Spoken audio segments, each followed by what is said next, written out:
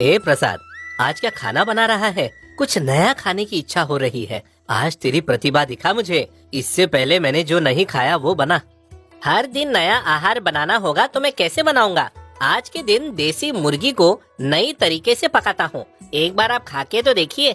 देसी मुर्गी क्या है, हर बार तो खाता हूँ। उसके अलावा कुछ और बनाकर खिला। उसके साथ अच्छी स्वादिष्ट मिठाई भी खिला। नहीं आती है बनाने तो किसी और बावर्ची को बोलता हूँ। अरे ऐसा क्यों कह रहे हो मालिक? आपके पसंद का आहार पकाकर खिलाऊंगा ना। मछलियों को नई तरीके से पकाता हूँ, देखिए। हाँ, जाकर जल्दी बना कर ला।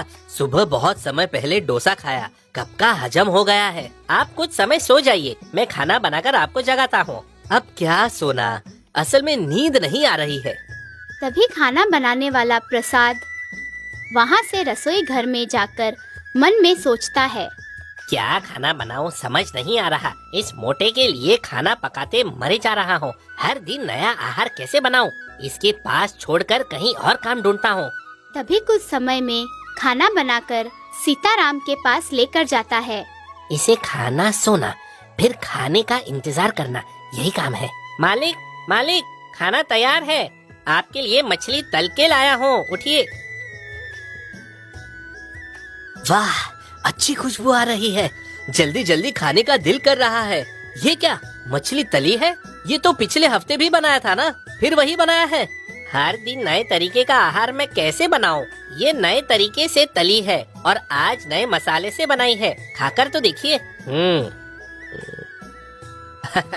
हाँ, सही है, बहुत अच्छी है। स्वाद बहुत अच्छा है, एक ही बार में खा लूंगा। मालिक, आराम से खाइए। मछली में कांटे हैं, लग सकते हैं।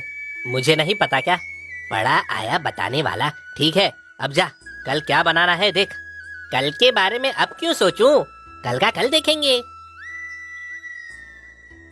हाँ, बहुत मजा आया। सच बात कहता हूँ, खाना कोई तेरे जैसा नहीं बना सकता प्रसाद। स्वाद अच्छा था, इसलिए आज कुछ ज्यादा खा लिया। जादू है तुम्हारे हाथ में। मेरे लिए एक दाना नहीं रखा, भुक्खड़ के जैसा खा गया। मोटा नहीं होगा तो क्या होगा? अरे मालिक, पान खा लीजिए, हजम हो जाएगा। ठीक है, तू जाकर उस आनंद को भेज। तभी प्रसाद वहाँ से जाकर हिसाब रखने वाले आनंद को भेजता है।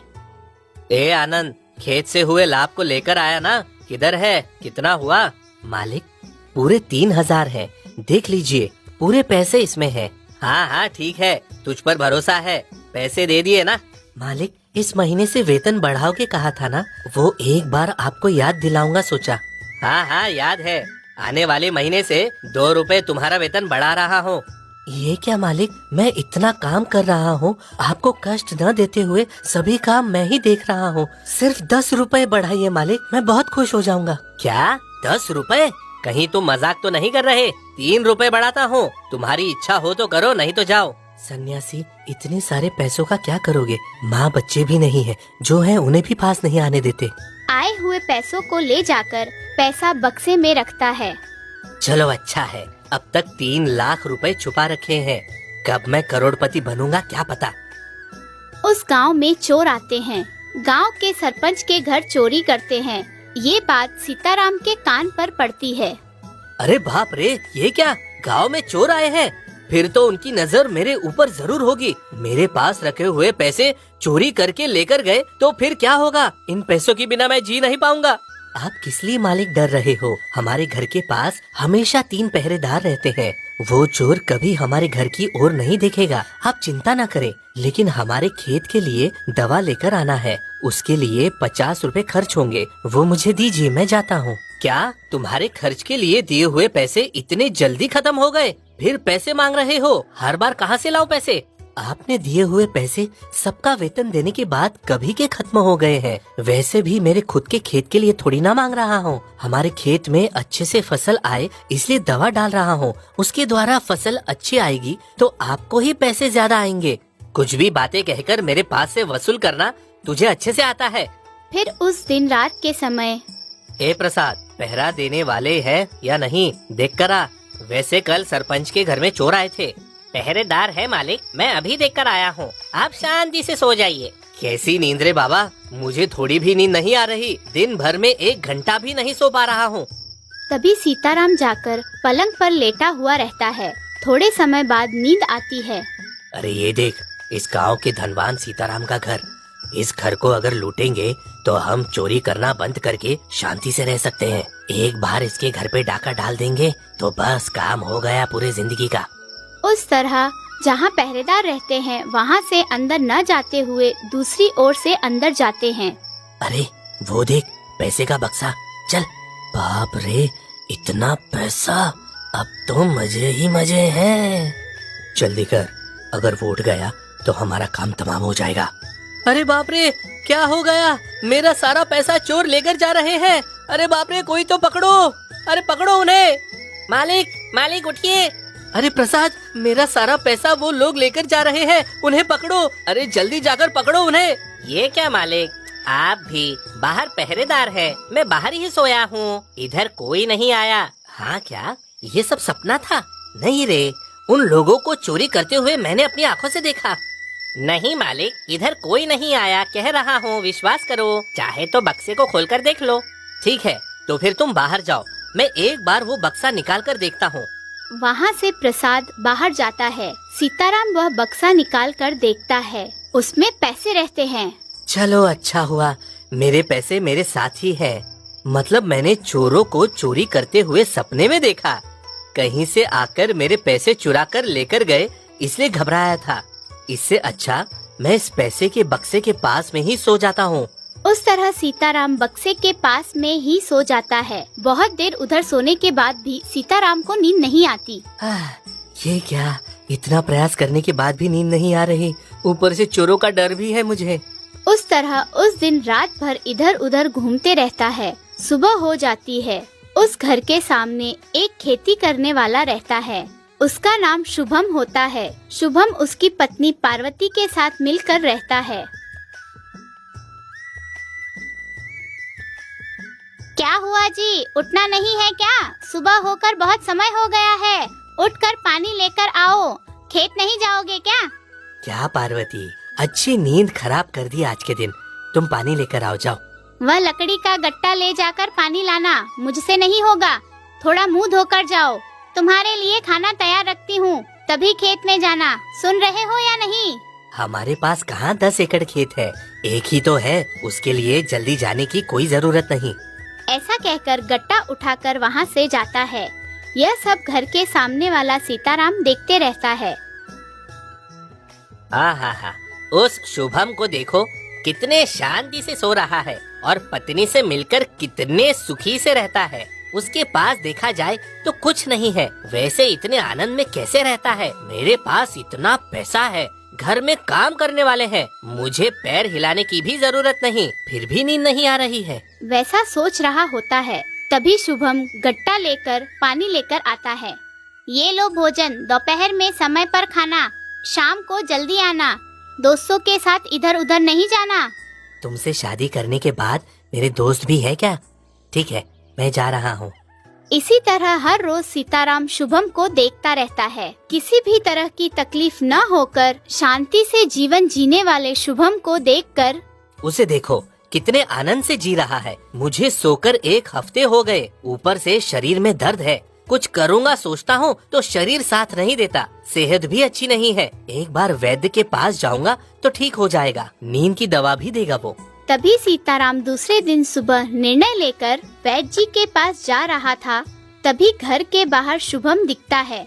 शुभम के पास जाकर, सुनो शुभम, तुम्हें माता पिता नहीं है, पार्वती अनाथ है, पता होकर भी शादी कर ली। तुम्हारे पास ज्यादा कमाई भी नहीं है, फिर भी तुम इतनी शांति से आनंद में हो, ऐसा कैसे हो सकता है? मालिक, आप बहुत पैसे वाले हो, ऊपर से आपके पास बहुत सारे काम करने वाले हैं, आप भी तो आनंद में हो ना? भले ही कितने भी लोग मेरे पास काम कर रहे हो, मुझे शांति से नींद नहीं आती। मेरे शरीर में भी कुछ ना कुछ समस्या हमेशा रहती है। मुझे सोए हुए सही से 1 हफ्ते हो गए हैं, पता है, इसलिए वैद्य के पास जा रहा हूँ। अच्छा ऐसा है, तो आपको वैद्य के पास नहीं, रंगापुरम के अंदर गुरुजी हैं, उनके पास जाना होगा। उन्हें प्रकृति विद्या पता है, आपकी समस्या का हल वहीं पर मिलेगा। गाड़ी पर न जाते हुए चलते जा रहे हो क्या? मेरी गाड़ी चलाने वाला आज नहीं आया, मेरी सेहत भी अच्छी नहीं है, वैद्य के पास जाना ही होगा, इसलिए चलते जा रहा हूँ। अगर तुम्हारे कहे अनुसार गंगापुरम में गुरुजी के पास जाने के लिए बहुत दूर यात्रा करनी होगी, क्या करूँ? चलकर जाने के अलावा और कोई रास्ता नहीं है क्या? समय पर मेरी गाड़ी चलाने वाला छुट्टी पर है। तभी सीताराम चलते हुए रंगापुरम के गुरुजी के पास जाता है। गुरुजी, मेरा नाम सीताराम है। सुनो सीताराम, तुम्हारी समस्या मुझे समझ आई। आज के दिन दोपहर हो गई है, अगर मैं अभी तुम्हें वैद्य भी करूँगा तो वो तुम्हें काम नहीं आएगी। तुम्हें कल सुबह सूरज उगने से पहले ही आना होगा। बाप रे, सूरज उगने से पहले? वो भी इतनी दूर? बहुत दूर है गुरुजी, इतनी दूर आ सकता हूँ क्या? हाँ, सूरज उगने से पहले ही आना होगा, नहीं तो मेरी दी हुई दवा काम नहीं करेगी। सिर्फ कल के दिन ही नहीं, 5 दिन किसी भी तरह आना होगा। ये क्या गुरुजी, आपने मुझे बड़ी परीक्षा में डाल दिया। मेरी गाड़ी चलाने वाला भी नहीं आएगा इतनी सुबह। मैंने तुझे सुबह ही बुलाया है, गाड़ी के ऊपर नहीं, चलकर आने के लिए कह रहा हूँ, नहीं तो दवा काम नहीं करेगी। चलकर आना होगा? मुझसे नहीं होगा। आज के दिन गाड़ी चलाने वाला नहीं आया इसलिए चलकर आया हूँ, लेकिन हर दिन मुझसे नहीं होगा।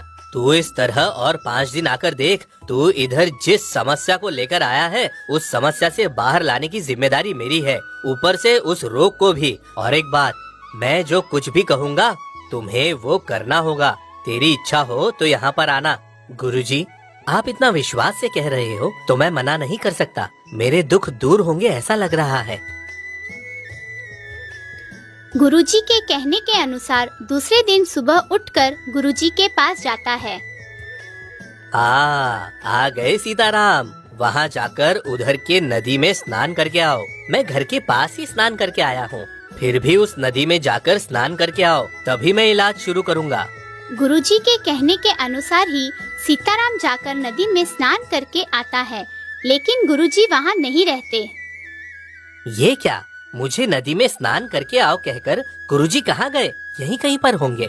तभी कुछ समय होने के बाद गुरुजी वहाँ आते हैं।